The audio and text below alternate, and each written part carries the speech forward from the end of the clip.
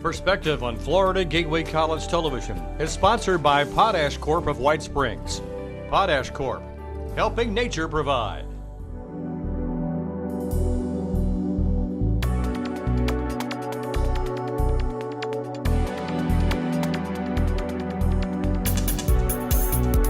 Good evening, everyone, and welcome to Perspective. This is a public affairs presentation of Florida Gateway College. My name is Mike McKee, and my guest on the program this evening is Chris Walters, the Director of Operations for the Christian Service Center here in Lake City.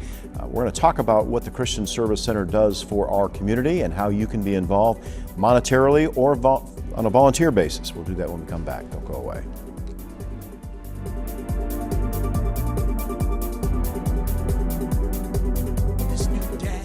Picturing a tree house in the sky, but he's ignoring the instructions. Good luck, big guy. His kids know that he's building without a clue. Never been so good with nails and glue. Now we're trapped inside a box. I hope mom knows what to do. Mom! See, you don't have to be perfect to be the perfect parent. Thousands of siblings in foster care will take you just as you are.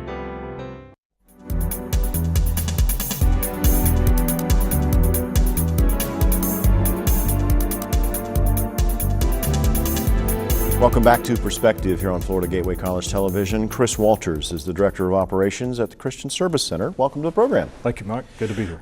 So tell me, for those who have never heard of the Christian Service Center, what is it that you do? Well, we help out citizens within the community. We actually were created in 1982 as kind of an intermediary between the churches and giving them somebody that they could actually send people to whenever they came to the churches and needed help. And then from that, we developed into more of a community-based assistance organization to where they actually come to us for things such as help with their bills, with gas, utilities, clothing, food, different things. In the old days, Chris, and you're not that old, right, but back when I was a kid, the church family was the family that took care of those that were having trouble. And is that kind of how this developed? That the churches were kind of stressed if they couldn't help one of their parishioners, one of the members of their church, that they had nowhere to send them. Right, exactly. That's what we're here for, is basically the churches were there to serve them, more or less, to start with. And then out of that, we serve the individuals that come to us through the county. Right now, we're able to serve the residents mainly of Columbia County, but it is who the churches send to us. Now, when you say come to the county, I mean, in what instance would the county say you need to go here? Well, I'm sorry, it's not just strictly, but we're, I guess you could say right now we're regulated to where we only help residents within Columbia County. Yeah, because we're, of our funding, we're only able to help a certain amount of people. So unfortunately right now we're only restricted to residents of Columbia County. Let me ask you, who recommends people come? You mentioned churches. Mm-hmm. And I know probably police departments. I've heard of instances where people have broken down or something happened, they ran out of gas and didn't have any money. And right. Are those certain instances where a police department will call on you and say, hey, can you help? Oh yeah, absolutely. We have the police department, the fire department, once again, churches. We actually have stores that'll call us, restaurants will call us, that they'll have individuals that just come in off the interstate a lot of times, and occasionally even mechanics or garages will call us because they're people that are broke down at their shops. There's a strict religious part of what you do. I mean, you actually pray with people. Correct. So Correct. talk a little bit about that, because I think this is what makes your organization unusual than the other organizations that accept government money and then are kind of restricted on what kind of Christian message they could send. Exactly. Yeah. We actually, when the people come in, we always offer to pray with them before they go or anything. We don't require a prayer or anything like that in order for them to receive any type of the services or anything like that, but we always just offer it. And then we always provide that, just the Christian atmosphere that a lot of people, when they're hurting or when they're in pain or when they're just down on their luck, that they often just need that just pick me up, and just that understanding that there is, a God there, that there is somebody else out there that is a Savior. Now, all right, so talk about what exactly you do. You mentioned utility bills. Is that's not paying somebody's utility bill all the time. That's like if maybe they're down on their luck at the end of the month and it's either food or utility, they got to make a decision. Is that how it works? Correct. Yeah, a lot of the cases that we see, it's actually just families that, for instance, just for that month that maybe they're running low, they possibly had other expenses during that month, or unexpected expenses come up during that month, that we're there to help them just kind of oversee the remainder of what they were needing to get by for that month. I know I hear a lot of times that an appliance going out, like a refrigerator that you have to replace, is a bill that you hadn't anticipated, and so you kind of get behind. So you offer assistance to help them get by. We do, and fortunately we have very generous individuals in this community to where a lot of times, fortunately, we have appliances that are donated to us, or other items that a family could use, to where rather than them have to go through that expense, then we can actually just give them one.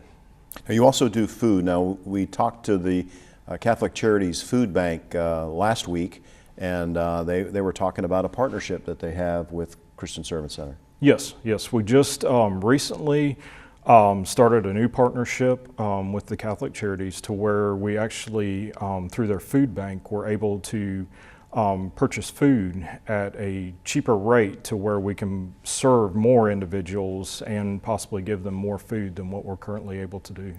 Now, I remember years ago taking a tour of the facility, and we're going to do that a little bit later in the program, but you also have rooms that have clothing. And explain, and maybe during the tour we'll hear about that, but you've got different sizes for children, and it's really a well thought out clothing bank. I guess a clothing bank is what you call it. Yeah, we try to make it as least taxing for the people that come in. We have it set up like a department store pretty much through the sizes. We have a men's side, a women's side, we have a children's area. And basically, when the clients come in for the assistance, then they go to the clothing, and literally just, it's basically a department store to where they can go in and find what they need and look through the clothing.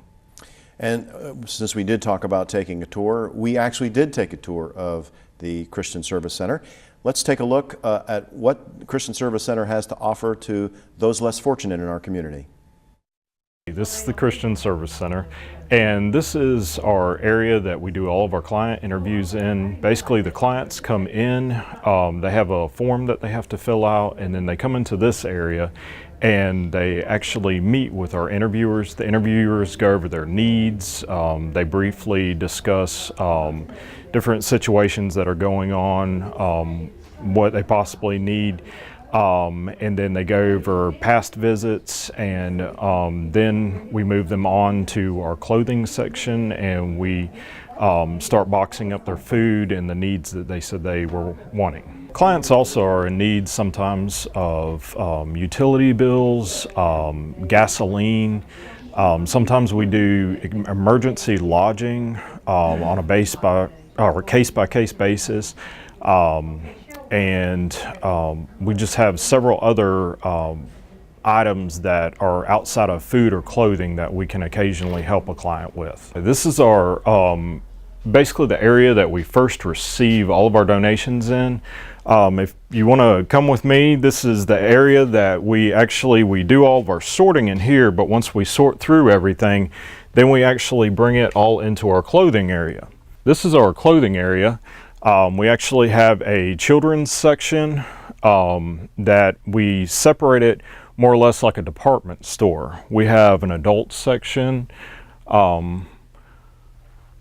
We also have the ladies. We have the men's section over on the far side over here.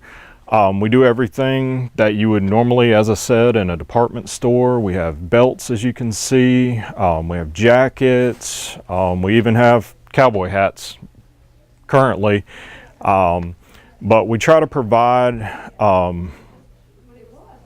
the outfits that they need. We usually do 5 outfits, complete outfits, 4 times a year for families. But of course, if they need extra, because depending upon the weather or anything like that, we always try to help out the best we can. This is another area that we receive a lot of our donations in. This is what we call the bread table.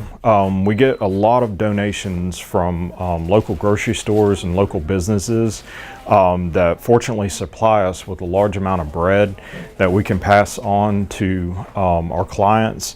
And it just is a good added bonus once we do the food boxes, that we can provide just that extra bag of bread that they can add to make sandwiches, or just a extra additive to their meals. This room is our storage area for our canned goods. Basically what you see in this room right now is our weekly supply of our canned goods. By the end of the week, this entire room, the supply will be diminished down to basically nothing. This kind of gives you an idea of how many clients that we serve throughout the week. But this is more or less a weekly supply for all the food boxes that we handle throughout the week and all the families that we take care of. This is our walk-in cooler. Basically, anytime we get any donations of fresh vegetables, any of our surplus of bread or anything that we receive, a lot of times we'll have truckers that'll give us a call to where they have donations that they can't leave at drop points, or if they get in an accident or anything, then they'll give us a call to actually make the donation to us. In order to keep those items cold or anything, we actually have this freezer that we can place those items in to keep them cool. This is the Christian Service Center Lighthouse Gift Shop, and basically this is slightly used or new items that we've received as donations, and more or less anything that is sold in here, this goes directly back to us purchasing the food that we will be using to put in the food boxes that we'll be using for our clients. We have several different items. We also occasionally get furniture, but basically anything you can imagine we get here. The Lighthouse Gift Shop is open Wednesdays and Thursdays from 10 to 4, and they're open through lunch usually, so feel free to stop by anytime on those dates and those times. If anybody watching wants to donate, we can pick up furniture. Usually we don't pick up smaller items, but we do pick up larger items and furniture. But you can also donate any items. It's Monday through Friday from 10 to 4. And all you have to do is just come by the center and we'll actually help you unload your vehicle. That's really a great facility you have there. And if someone wants to help out, I know you take private donations. Is that the best way they can help? I know we noticed a lot of volunteers were at the store, I guess the facility, when we videotaped. We do. We take the private donations. They can either make a direct donation through the facility itself. They can stop by, which we enjoy that because that gives us the opportunity to actually give them a tour. Or we do have a Facebook page, and then we also have a website, and the website is www.cscofcc.org. And there's a donation button there that they just click, and they can do it through PayPal. But we are also always in need of volunteers. Currently, we're working at about 60% of the total amount of volunteers that we need. But that's all that we run off is basically volunteer basis. We only have 2 paid employees and the rest are all volunteers. So if you'd like more information on how to volunteer at the Christian Service Center, you can go on, the actual location is 421 Northwest Washington Street, and there's the email or the web address that Chris told you about, or you can call 755-1770. Probably call ahead and make sure that you guys aren't really busy, that you could actually talk to a potential volunteer. But what you guys do down there is awesome, and the fact you don't take any government money is going to help some people contribute even more to you. Well, Chris, thank you, and good luck with the Christian Service Center. And thank you for watching Perspective here on Florida Gateway College Television. Till next time, I'm Mike McKee. So long.